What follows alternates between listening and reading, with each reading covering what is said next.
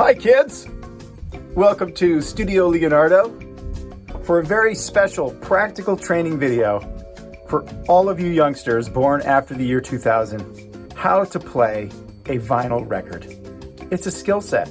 It's a dying art. It is a lost form of consuming music that must be preserved in the promise of our nation's youth. And I'm going to show you how to do it today. Let's go! Let's take a little walk. First stop is right here. This is an old antique Magnavox record console. This is from the mid-1960s. It was made in England. So this would be something that, the teenagers would be listening to the Beatles on. So it's pretty cool. Inside here, you have your record player, and we're going to talk about some of the components of it.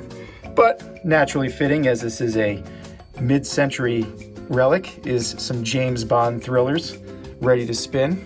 I got to repair this, but parts are a little hard to find. But this is kind of what the first types of home consoles for records would look like. All right, moving in here. In more modern times, we have a turntable. This one's by Sony. Okay, same components. You have your turntable here and what's called the stylus or the needle. All right, and that's what makes contact with the record to create the sound. So with the turntable, you also need to have a modern stereo. And that's what we got here. Okay, and it's Care Bears Bear Buddies. What the? Okay, we're back. Sorry about that. All right, some preliminary settings for the stereo. Well, we're gonna play some rock and roll, so there really is only one volume that we're gonna need, and that is maximum. So make sure that when you're home, you turn your stereo all the way up. Okay, let's move over to the selection of selections for today. Got a little classic Santana, the first Doors album, Van Halen 1984. Van Halen is not a rock band. Van Halen is an education. Stevie Wonder, the original Musicarium. Aerosmith. Little side note, the first track is Same Old Song and Dance, and that's the first song I learned on guitar when I was in 7th grade. And then the album for me that started it all, Zeppelin 2. All right, so to play the record, and just interestingly enough, this is called a gatefold. And you'll notice that the artwork on all these albums is amazing.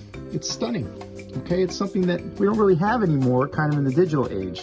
So if you have these records at home, part of the fun is really looking at the artwork and enjoying that piece of the product. Okay, so we're gonna pull the record out of here. This is a little tough with one hand. Okay, you have a dust jacket and the platter itself, which is made of vinyl. Okay, you want to keep your fingers off the tracks here, okay, obviously for fingerprints and such. And you're going to notice, if you look real closely, that each song is carved into the vinyl. Okay, so if you wanted to, you could choose a song based off of the playlist here on the label. Okay, so what we'll do is we're going to put the platter on the turntable.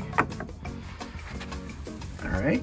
Hit the old start button on the turntable and get a little bit of the dust off with the first dust buster. The stylus will drop onto the disc, and baby, we're ready to go.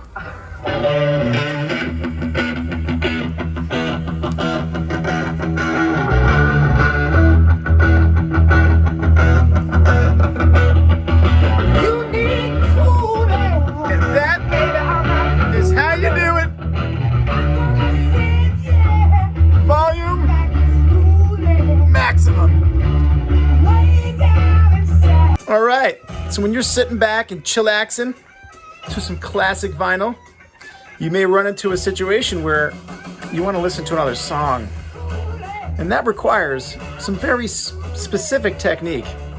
You can't just use your thumb and swipe. You actually have to get up out of your chair, go over to the record player, and do it yourself. Let's try. Right, with one hand, I'm gonna give this a try. Okay, remember the grooves? You're gonna see here that the songs are separated. The trick is you need to lift the stylus or the needle and place it in the gap between the tunes. Okay, here we go. Oh, this is gonna be hard. Up. Line it up with the grooves for the next song.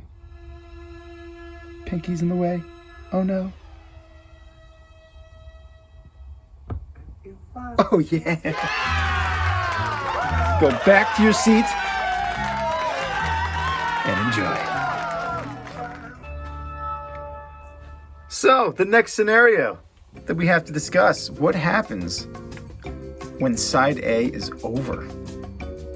Well, you gotta get up again. But you'll notice here on my turntable, which is automated, okay, the needle will travel to this area here, which is actually called the dead wax. And it has a little guide track that will bring the needle in. And then it will actually, on a manual turntable, it'll stay put in that last groove. Okay, but this one obviously will auto stop. Okay, so each side of a vinyl record has the capacity of about 22 minutes of audio. So an album like this at its most, at the longest length would be 44 minutes. Okay, so obviously Zeppelin 2 is two sides. So you'd have to get up again, flip the platter over, and start the whole process again. Again, this one's a mechanical drive, so it'll do its own, it's automatic. Okay, but if not, you'd have to lift the needle and put it here on the start. And pretty simple, side 2 would start. All right, first track is Heartbreaker. Nice. At the end of your listening session, my friends, comes one of the most important parts of the experience, and that is putting your records away. Thou shalt not leave these gorgeous platters out to be scratched or stuff to be spilled on them. Don't you do it. You put them away. So you pick it up by the edges. It goes back into the dust sleeve. Oh, one-handed, hard to do. Oh, okay. And then back into the album cover. Oh, I'm killing you, sorry. You close it up, and that's that. All right, everybody, and that's our little journey today on how to play a vinyl record and enjoy that experience. Okay, so if your folks have these at home, ask them to take them out, find that record player that might be in the garage or the basement, dust it off, plug it in, and play some of these awesome records. Ask your folks which are their favorites and have them share them with you. Okay, definitely awesome. Enjoy, take care.